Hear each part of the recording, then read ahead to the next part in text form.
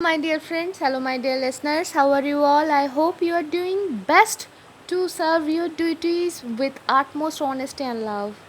So let's proceed in our journey through the life of our master Sri Ramakrishna Paramhansa Dev, and in the last episode we came to how he filtered the impurities from the mind of the purest, one of the purest soul, Babaji Bhagwan Das. So let's proceed with our new journey. From Kalna, the party proceeded to Nadia.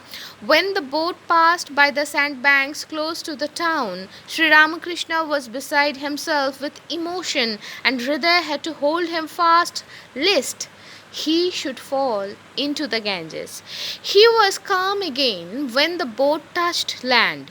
Curiously enough, in the town he experienced no exaltation of feeling, a sure index to him of its spiritual worth. Although he visited one temple after another, he was disappointed at the lack of divinity manifested there. After finishing his rounds, he returned to his boat and went a short distance offshore. Suddenly, a wonderful vision greeted his eyes. He used to say, two boys, bright as molten gold, with aureoles round their heads, rushed smiling towards me through the air with uplifted hands. They come, I cried. In the twinkling of an eye, they came and entered into this body, meaning himself, and I fell down unconscious. I would have fallen into the water but for Hriday, who caught hold of me. Being asked about it by Mathur, he said that old Nadia, the real birthplace of Shri Gauranga, had been engulfed by the river, and that those sandbanks marked its ancient site. This was the reason for his exaltation there instead of in the town. It was now 16 years since Mathur had first met Sri Ramakrishna. A wonderful change was wrought in his mind during this time. In the month of July 1871, Mathur was suddenly taken down with typhoid fever. From the beginning, Sri Ramakrishna knew that this was to be the end for Mathur, that the Divine Mother was going to take him back to her bosom. Though he did not go himself to see him, Sri Ramakrishna sent Hriday every day to make inquiries. The fateful day arrived. Mathur was taken over to Kalighat. That day, the master did not send Hriday, but fell into a deep trance, which lasted 2 or 3 hours.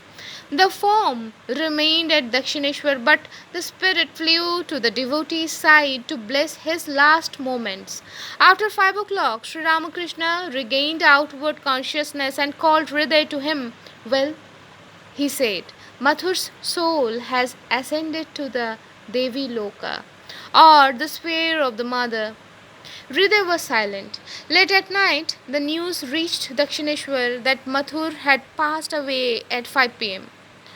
One day, a devotee interested in the master's account of Mathur's wonderful personality and unique relationship with him asked in curiosity, Sir, what became of him after death?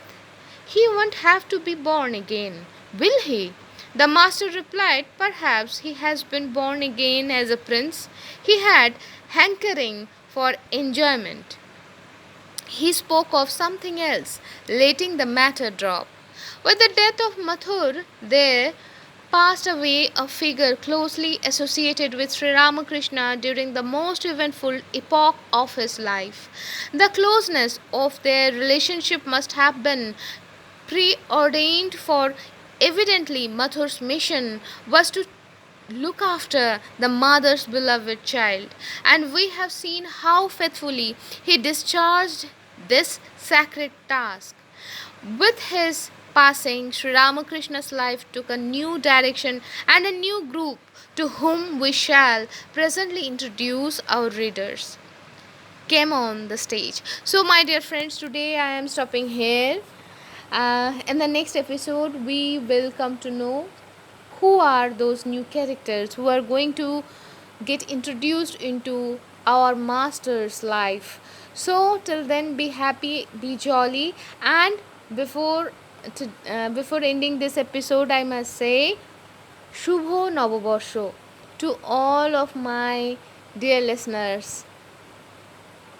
This is the Bengali New Year, and it is a very precious and auspicious day for us. So I really wish you all a very happy New Year, and I must translate it into Bangla.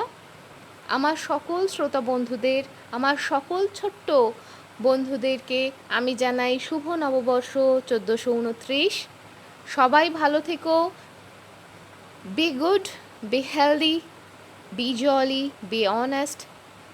সবাই ভালো থেকো, সবাই সৎ থেকো, আর চেষ্টা করো নিজের নিজের কর্তব্যগুলোকে ভালোভাবে সম্পূর্ণ করার।